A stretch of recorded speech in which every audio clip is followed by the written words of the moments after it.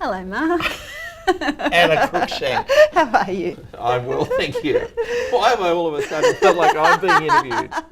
You know I can't help myself. Indeed. And let's not talk about my business issues. We'll discuss that off camera. So there, I've explained that you are the Clearing Beyond and a raft of other business interests, my solicitor of choice. So we'll tidy that up quickly. You are also a director of Aubrey Brown. I am, that's right. And head of the commercial team. I am. And you've got sufficient time to be studying some more, but we'll talk about that in a moment or two. You've been at Aubrey Brown forever. You started there, didn't you? I did. I started with Aubrey Brown Partners in 1990 as a law clerk. I worked there while I studied law, so I worked full-time, studied full-time. I was admitted as a lawyer at the ripe old age of 21, which in retrospect was way too young to be unleashed upon the public. I can understand. I continued then to work with Aubrey Brown Partners for a period as a solicitor. Decided that it was time to spread my wings and go and explore the world, so I went and backpacked around Europe for 12 months. Came back and of course fell in love in the course of doing that. And someone who lived at Toukley. Well, no, someone who lived in the Hunter Valley at that point in time. Oh, far more attractive. I was going to question. So I then worked up in the Hunter Valley for a period with a firm that specialised in commercial law, and they acted for all of the councils, the coal mines, a lot of the vineyards, the vignerons up there. Aubrey Brown Partners contacted me in early 2000 and said, we have a partner leaving, would you be interested in coming back? At that point in time, my husband and I had decided that we preferred to live near the coast as opposed to up in the Hunter Valley. So we went from there. I came back. I became a partner in Aubrey Brown Partners in 2000. I took over what was then our Killarney Vale office, and I've been with Aubrey Brown Partners ever since as a partner, now a director, because we use a corporate model for our business. That's good. Excellent. The strategies and obviously even the change to a corporate model, can we talk a little about that? Absolutely. What drove that? I think it was around 2003.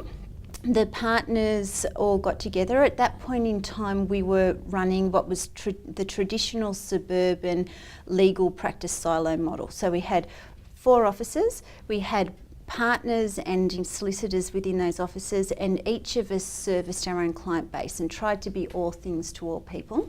But we were recognising, and a big part of us recognising the deficiencies in that with the stress levels and the hours that the partners were working, 60-hour plus weeks, in there working all weekend, that type of thing.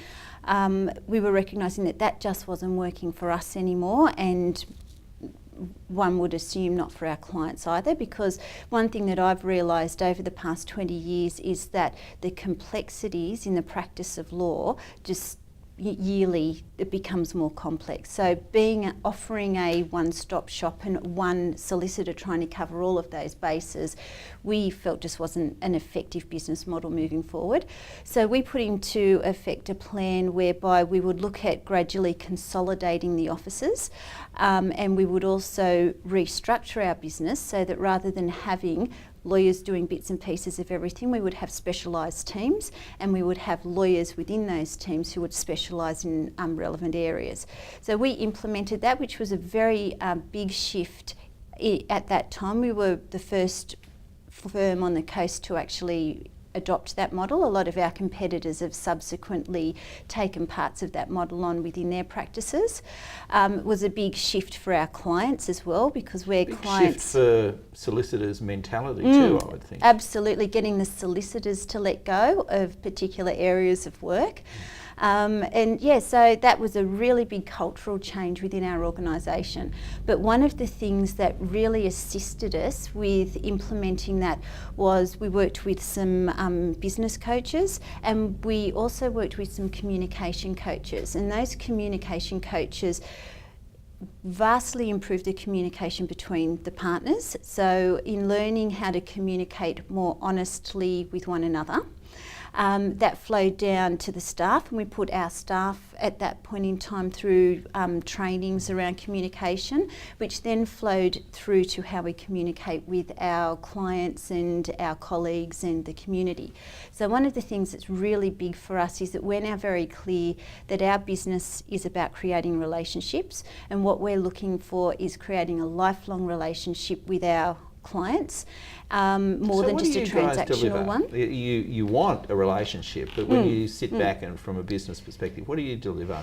So what we look to do is we look to empower our clients with knowledge and actually give our clients choice. So we sit there when we're looking at a strategy or looking at a situation with a client, and rather than saying this is what you're going to do, we say here are the options available to you. Here are the pros and cons of those.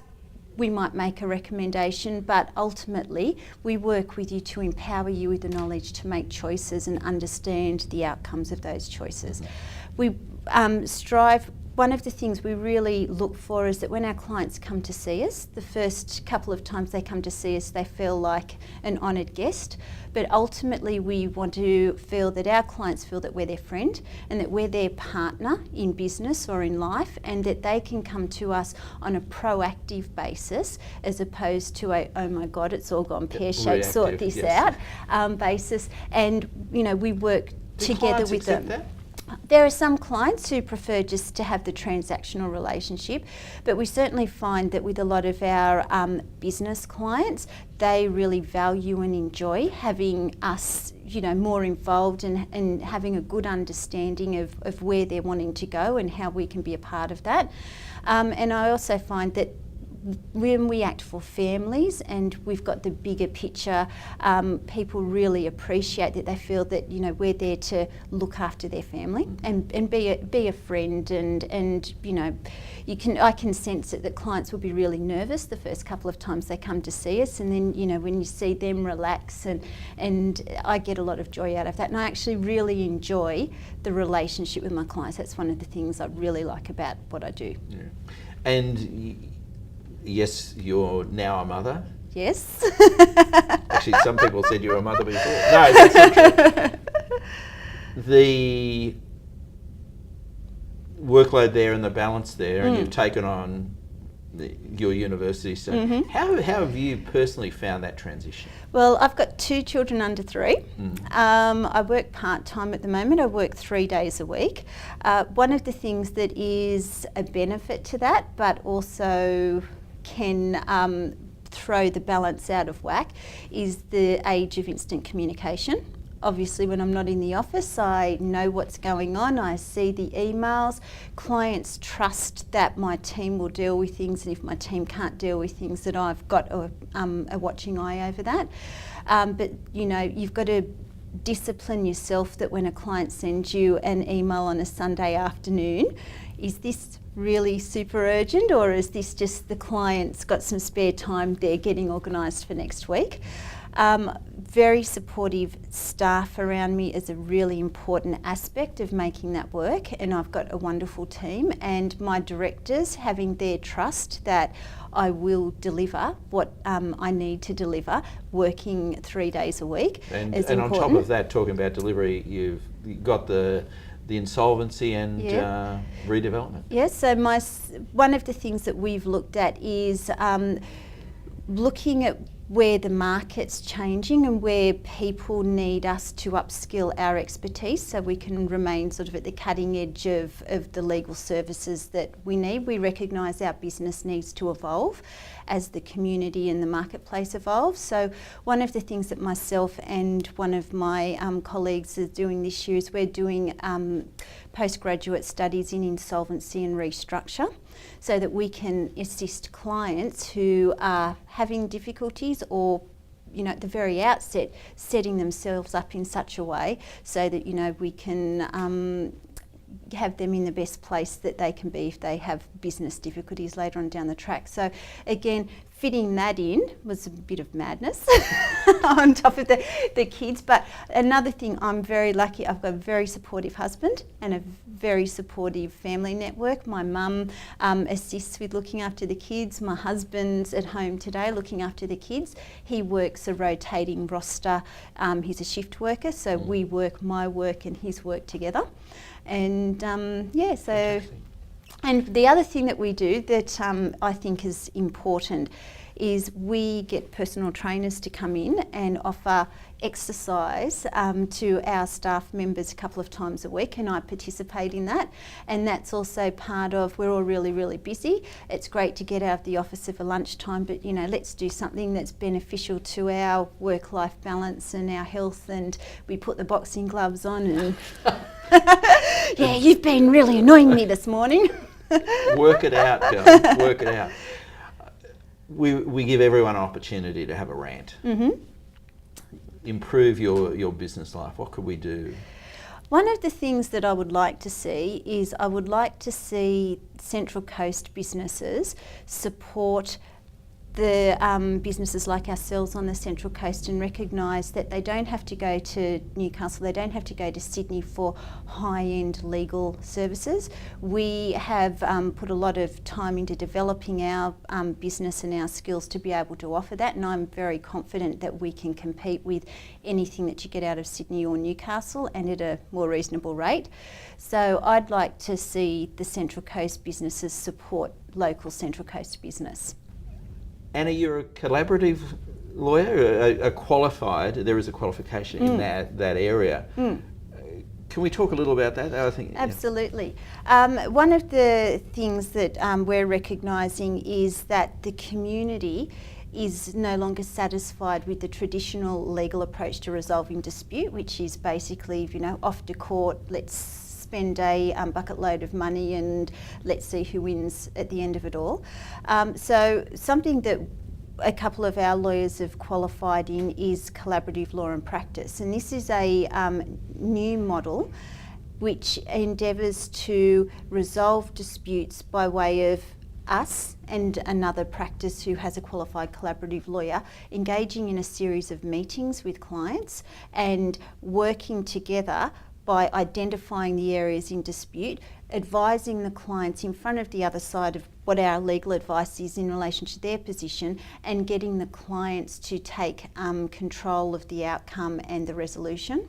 So that's something that we're really keen to pursue this year and take to the community, and we have another law firm on board with us. They've qualified in that area as well, and we'll primarily in the commercial law team be looking at bringing that to commercial disputes. Very, dare I say, transparent. It is very transparent, and the idea is that by discussing your client's case with the other party, you identify the shades of grey, and you work to resolve the shades of grey and work to resolve coming to an outcome where hopefully the clients feel like they actually had some control over the outcome and walk away, not necessarily happy, but feeling a little bit less cheated. And if the clients cooperate and are committed to the outcome, they'll have a lot more money left in their pocket at the end of it. How do you take that out into the marketplace? Well, there'll be an education process, and that's something that we will need to do. We'll need to engage in educating the public that this is an alternative, and it sort of piggybacks on the back of recent changes that have been made by the legislative bodies to commencing proceedings in court. They've recently introduced requirements that parties can demonstrate before they actually commence a court matter that they have taken all possible steps to resolve it using alternative dispute methods. So this is something where there's going to be an education process for the general public, and then us and the other law firm giving people the alternative that it is available to them where it's something that would be applicable. It's not necessarily going to suit a very high level of conflict, because if people are just at the point where they can't be in a room together, the process won't work, but a majority of conflicts don't reach that level until we lawyers get involved. we might finish there. Okay, thanks, Mark. Thank you.